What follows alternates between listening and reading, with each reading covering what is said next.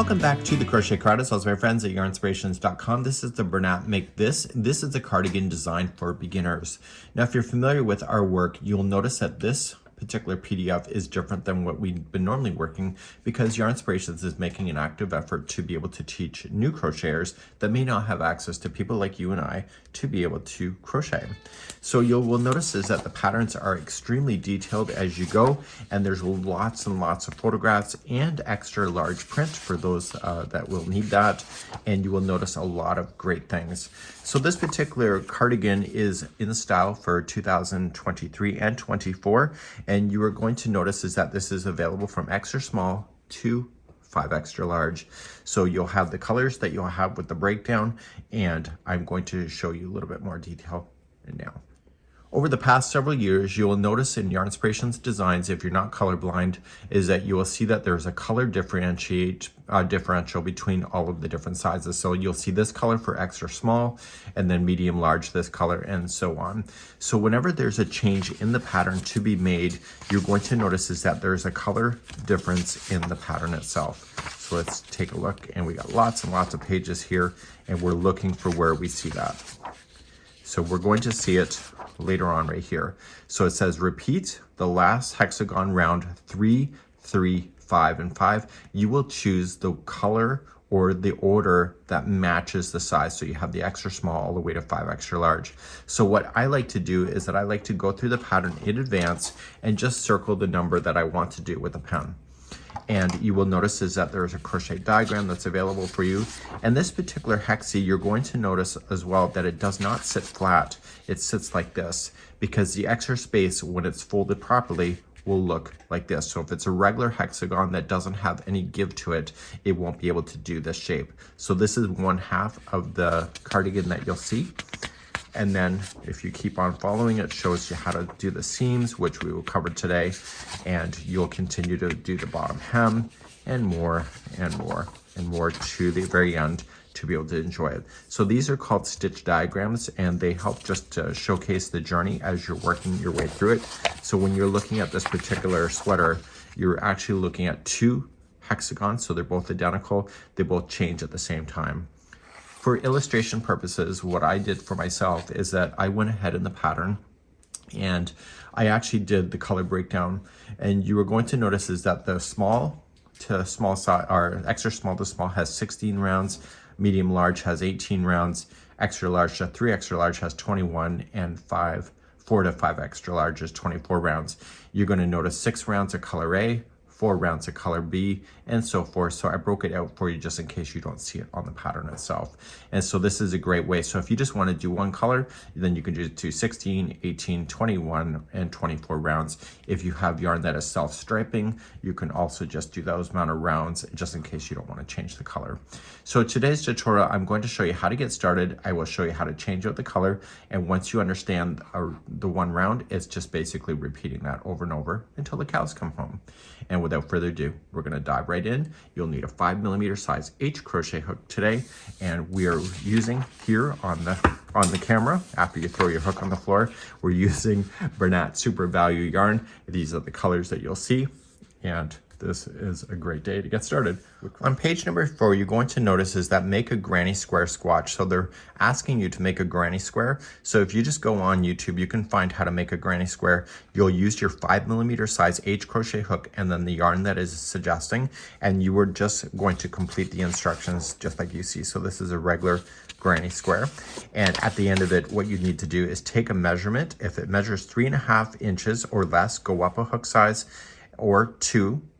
And if it measures more than 4 inches, then you're going to want to decrease your granny or your hook size in order to get lower. So it's a great way to be able to do this. I think this one is really kind of designed just to you know, be free flowing, and you can decide that for yourself. Let's grab our yarn and let's play. So you're going to notice on page number 6, you have all the visuals. This kind of stuff you normally buy in a book, but it's available to you free on all the step-by-step instructions. But of course, this is a tutorial, so I'll be able to rip you through here really quite quickly to be able to demonstrate. Once we get to round number 3, it's just a repeating of the instruction until the cows come home, and you can go as big or as little as you need to, but follow the instructions for the sizing to match it to the person. So let's begin. And even though this is a beginner pattern, we have tutorials available for beginners, and you can use those if you want to. They're here on our channel. And I'm just going to get yourself started, and we're going to chain 4 to begin. So we have 1, 2, 3, and 4, and insert the hook into the beginning chain and yarn over, pulling through everything, and this forms the center ring of your hexagon. Make sure that the tail will just wrap around the outside of the ring just like that, and we'll begin round number 1 just in a moment. Round number 1, you're going to chain 3, and that'll count as a double crochet, and in the same circle apply 2 more double crochet in there. There's going to be a lot of stitches going into the center, which will cause it to buckle within a few rounds that you'll see pretty quickly. So this is considered one side of 6 for the hexagon. To turn the corner in this thing, always, it's going to be chain 2, and in the center of the ring again, put 3 more double crochet to create another side. Noticing that I'm pinching this around the ring. You won't have to sew it in later. So what do we need to do to turn the corner? Chain 2. And then 3 more in, and this will be the third of 6 sides.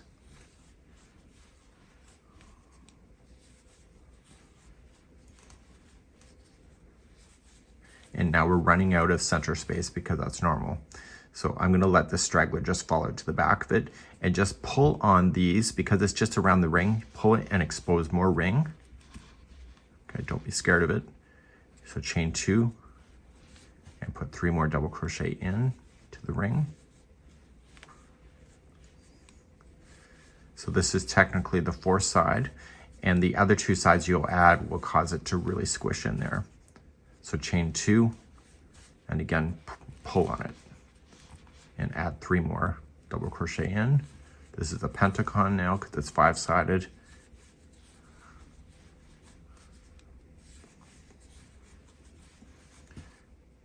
Okay, pull on it again, chain 2, and the last side will go in, and it'll be 3 more double crochet.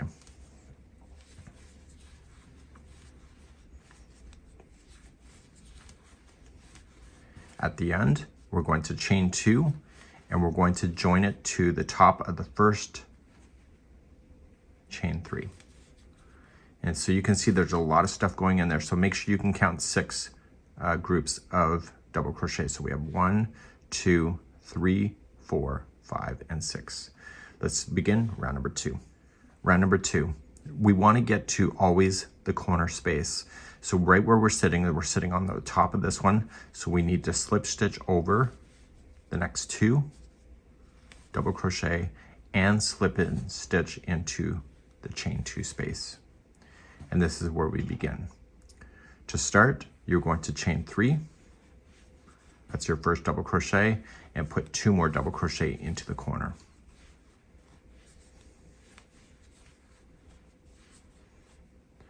So we need to turn the corner, so we're going to chain 2, and in the same space apply 3 more double crochet. Everything's in groups of 3. That corner is now done. So we're only going to chain 1 to create a space, and we're going to go to the next chain 2 space here and apply another corner, and it will be 3 double crochet,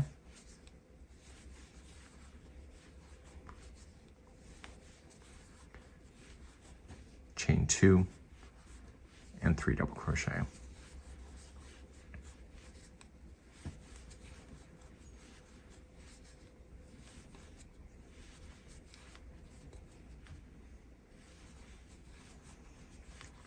Okay, that corner is now done. Chain 1 and then do the next one. So do this all the way around. So each one of these spaces has 3 double crochet, chain 2, 3 double crochet, and I'll be right back in a moment.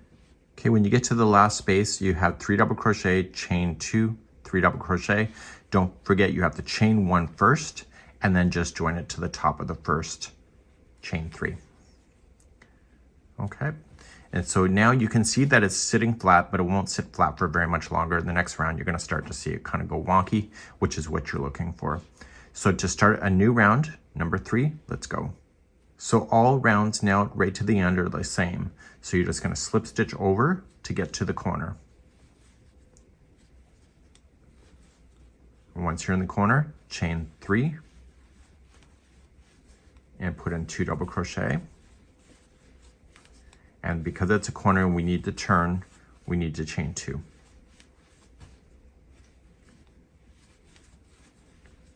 And then put 3 more double crochet in.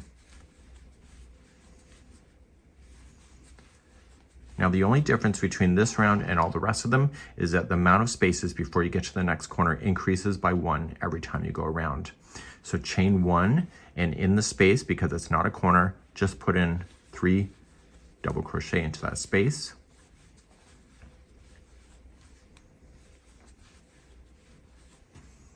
Chain 1, and now the next one is a corner, so that's your regular 3 double crochet. Chain 2, 3 double crochet.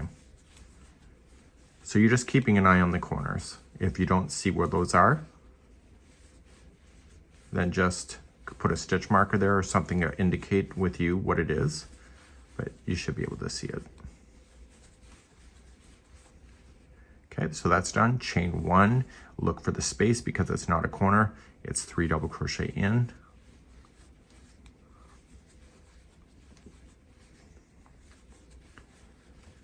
Okay, chain 1, and then it's a corner again.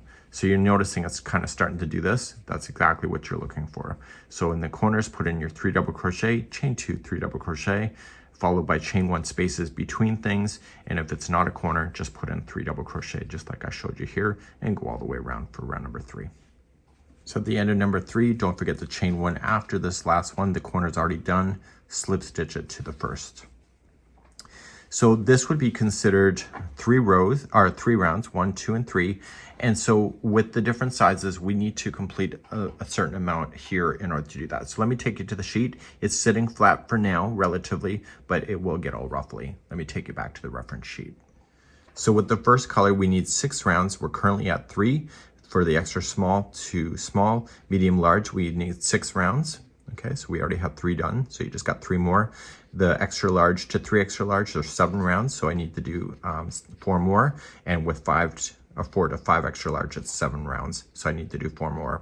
So once you get those done, you're going to have to change your color, and then you'll do 4 rounds of B, 4 rounds of B, 4 rounds of B, 4 rounds of B. So that's consistent with all of them. And then you can see the breakdown here, and that's available on my website if you see the more information link of this video. So you'll be able to do that. So let's just say that I'm ready to change the color. What am I going to do to do that? And what we have to do is be able to get rid of one yarn and replace it with the next, and I'll show you how to do that. So let's just say I want to change out the color. So because you know the number of rounds that I showed you, you can change the color pretty much at any time as long as both of the hexagons are the same size. So I'm just going to finish off this yarn. And you're going to want to use a tapestry needle. So if you can't identify what is the right side of a project, just grab a spare piece of yarn. And this is the right side that we've been working around and around in. So if you can't identify this in the future, simply just put your hook in behind and a spare piece of yarn and just attach it.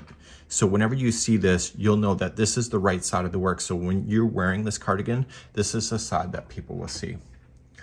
Okay, so what we have here is that we have this tail. We're going to need a tapestry needle, which this is, and turn it over to the back of the cardigan, okay, or the hexagon if you want to say. And we're going to feed this through.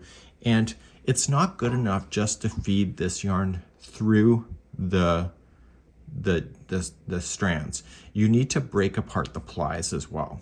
Okay, so when you go through, don't concentrate on getting between the stitches. Make sure you break up those plies because it helps it to get stuck even better. Okay, so you'll technically do this at the end of the first color change that is suggested in the pattern. I'm just doing it early just to show you, and then I'll show you how to start a new color. So you want to go back and forth 3 times, and then you can safely cut it down. If you went over top of the center like I showed you, you can just safely cut that too. And now we're going to turn it over, And we're going to start right in a corner with a new color, which I'll show you in a second. Once you're ready for a new color, create a slip knot already that's in play and put it onto your hook. And you want to go right into a corner space. So normally what we've been doing is that we've been slip stitching to get to the corner, but because this is a brand new color, just start right in the corner itself. And you're going to put your hook into the corner, chain 2 space, pull this yarn and attach it. That's attached with a slip stitch if you ever see that in the future. Now you're going to chain 3, that's your double crochet, and then you are going to put in 2 double crochet like you normally would have. So now everything is exactly what I showed you before. So because this is the first corner, chain 2, and noticing that I'm crocheting right up over the tail. And so if you do that, you can hide in your ends just quite easily and just throw through a tapestry needle just to secure it better at the end. It's a wearable, so you'll want to do that. You're going to chain 1, and this time, because it's round number 4, there's 2 spaces before you get to the next corner. So then you'll put in 3 double crochets in each of those spaces and make sure that you chain 1 in between, okay, to create the space that you'll use in the future. And so you're going to go all the way around, and you'll do exactly how you did it with the pink here. You'll get to the top of this one, and then you'll have to slip stitch and do the corner again. So I want you now to complete all of the sequence now to the end of the final color. And so you'll either have 16 rounds, 18, 21, or 24. And I have a sample already done, so I will show you that in just a moment.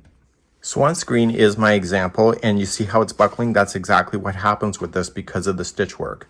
And so that's exactly what we're looking for. So if this is laying completely flat, something's wrong.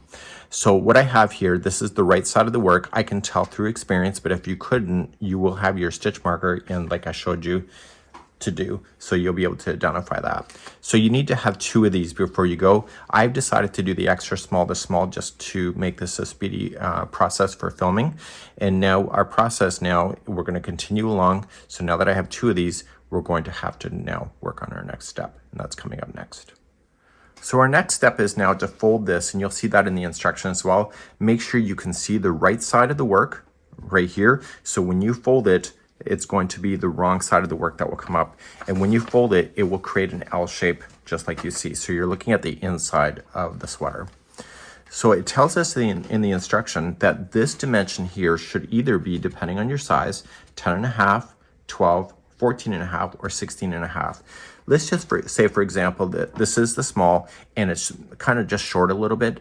Don't be scared to go another round of the blue color just to make it a little bit bigger. Okay, so don't be scared to do that. So you want to get to the right size, because if you do all this work and then you realize it's too small here, it's not going to get any bigger later. So now that this here is folded with the other side here, like with the wrong side facing, I want to fold the other one as well in the same direction, but with the opposite, so that the wrong side is facing up, but over here. So on screen now, this is now folded. I'm looking at the wrong side. So in the instructions, what they say is with the right side facing, this is the right side. These are facing each other. That's what that means, with the right side facing. And because I used the same color sequence, it looks like it's going to belong. So what we have to do is use the same color here to be able to join this right from the top edge all the way down to the back of the seam. So if you're ever confused in any way, what you can do, just grab another piece of yarn, and you can just go through the corner piece here and here. And I do this because I'm that special. And what I'll do is that I'll create a bow tie. And so I know that this corner belongs to each other. So just in case I'm moving around or I come back to it, I will know that this corner belongs to this corner, and I will do the same with the opposite side here at the base, so that I'm only going to sew on this edge.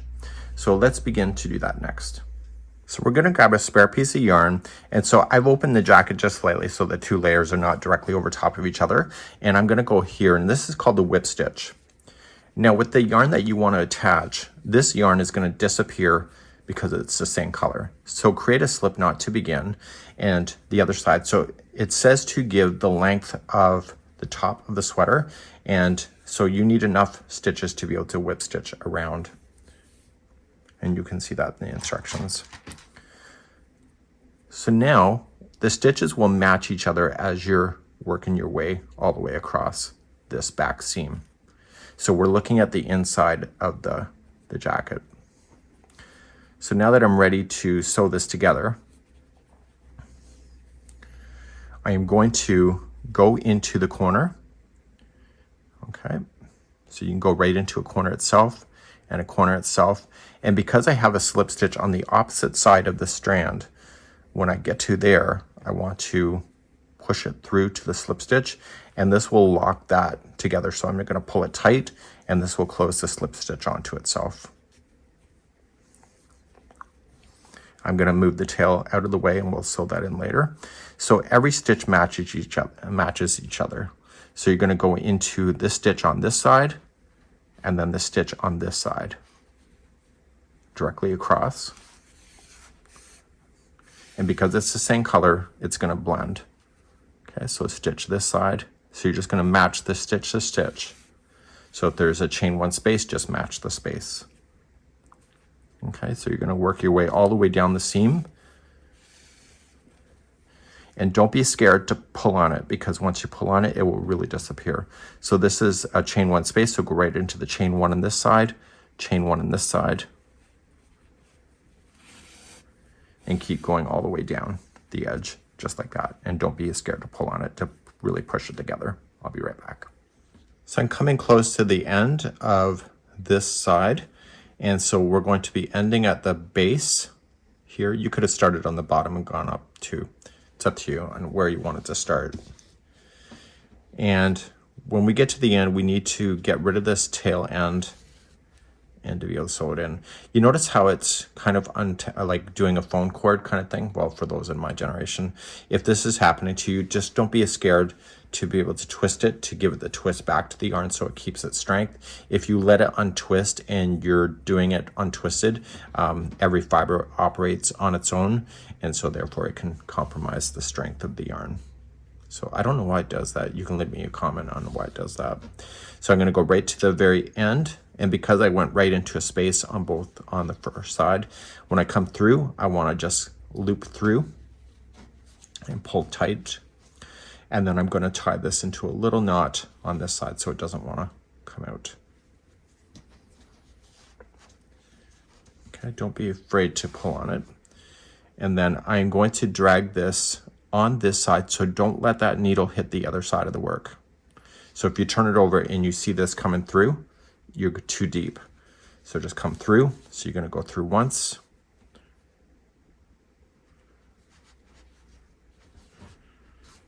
And twice, and then do a third time and then trim it. So please do that, and I'll be right back. So now that my back seam is done, I want to weave in any tails that I have, and now I'm going to, on the top piece here, so the armpit would be right here, I am going to sew these two by themselves. So these two where they match, I'm going to go right to the end, and I'm just going to sew along the top, and this will close it off so that you'll have your arms coming out of here, and then you'll do the same with the other side. So it's exactly what I just showed you, and please sew those up now. So once the top seams are done, you're just going to flip it. So flip the whole jacket so that you're looking at the good side of the work. So this is the right side, and if you marked it with a stitch marker, you'll be able to see that as well. And so what we want to do is we want to start with the hems. So we're going to start at the very base first, and we're going to be working with a total of 8 rows, and the colors are same for everybody. So it's going to be 2 rows of C, 2 rows of B, 2 rows of A, and 2 rows of D. So I'm going to have to show you how to jump across the seam line at the base, and we're going to start with the right side facing you. So just make sure that the outside of the jacket, the good side or the right side, is facing you as you begin to do the hem. And let's start off with our first color. So let's begin, and you're going to start right off on a corner, and you're going to use the color C. In my case, it was this color right here.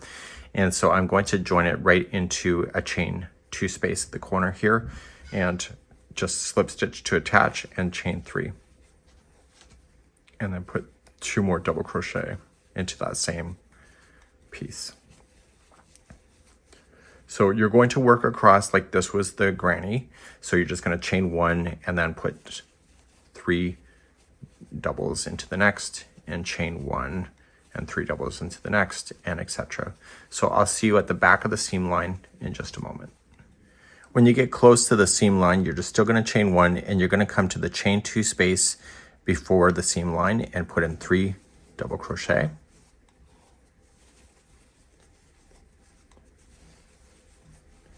Chain 1, then come to the space on the other side of the seam line, put 3 double crochet.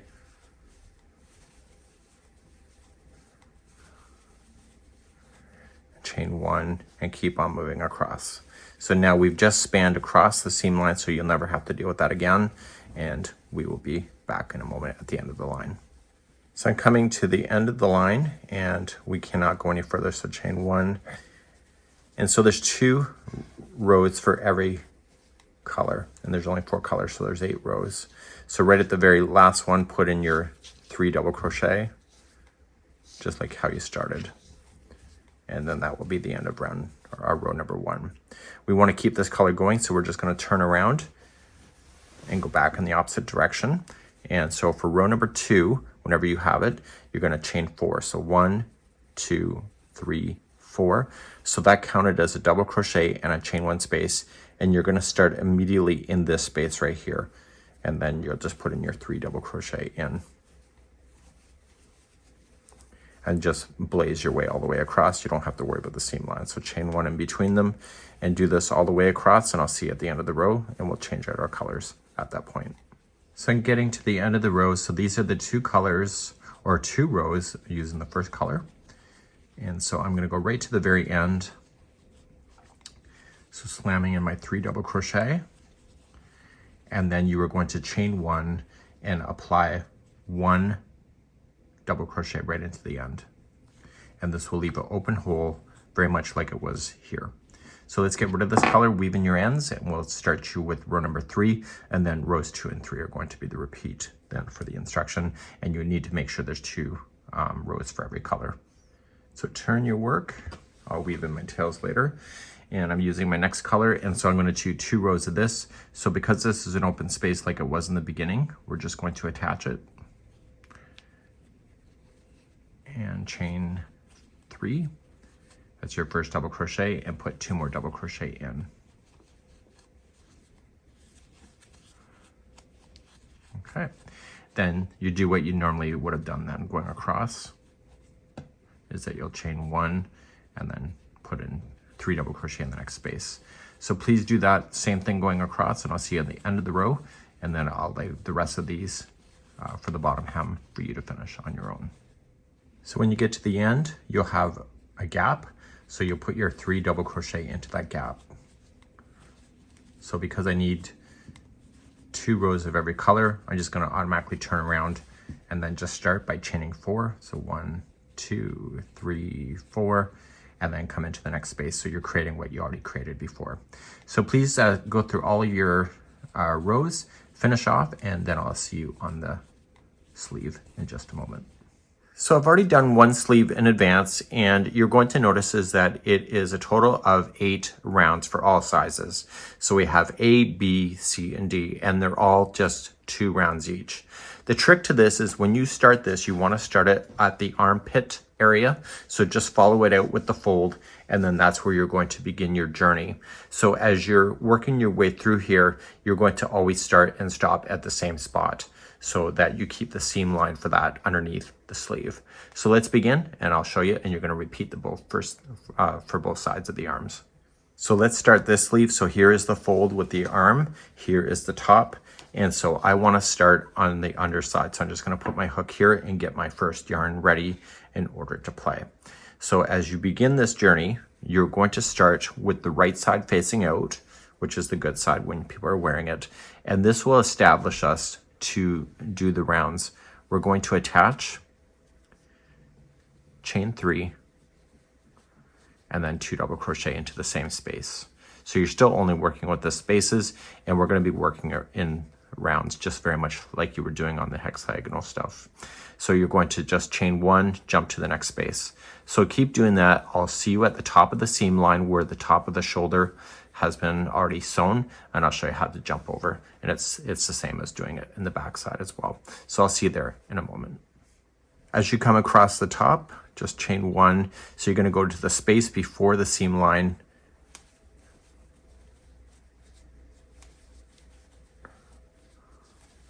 Man, my desk is a mess. Chain 1, and then go to the space after the seam line. Put in your 3. And so now it's been established, so you don't have to ever worry about that anymore. Chain 1, and then just keep moving down and go around, and I'll see you at the end of the round in a moment. Little tip for you, I have a tendency when I go in circles that I always pick up the project on my lap. I turn the whole thing around, but what you can do, even with Afghans, when you're doing this kind of concept, take out your hook and rotate it back around the other way. Let the yarn fall naturally where it's supposed to fall, and then continue, and it's much easier than having to turn the whole project around on your lap. Just a little tip for you today. So I'm coming all the way around, just chain up 1 and slip stitch to the top of the first chain 3. So we have to get to this space here with this same color, so we're going to slip stitch over like we did, like we were doing the hexagonal. And then you're going to chain 3 and put 2 double crochet in, and then continue with what you already know. So chain 1 and go into every space. You don't have to worry about a seam line anymore, and you're going to go all the way around with this color, and this will be color A, done, and then you're going to do the rest with B, C, and D, the same thing. I'll be right back. Coming all the way around on this color, so there's 2 rounds are complete, and then that's it for this color. So just chain 1 and join to the top of the chain 3. So you want to weave in your ends carefully because this is a wearable, so make sure that you do that. And so what I want to call your attention to is that I want you to start in the same spot of doing all of these in the armpit area. Okay, I'm just going to weave this in real quick and come back through, and then I'll just crochet right over it, and then just use a tapestry needle to secure that. So do you see how this looks abnormal? This is the starting chain. So when you go to start the next 2 rounds, you're going to start right here in this gap and do exactly what you did here. And then when you get around, you'll slip stitch over, and then you will chain up 3 and then put in your 2 double crochet and etc. to do that. So you want to stay within this right here. Okay, so please do now rounds, the next 6 rounds. And so it'll be 2 of B, 2 of C, and 2 of D. And I'll be right back. This will go pretty quickly because the distance going around is actually much shorter than the back.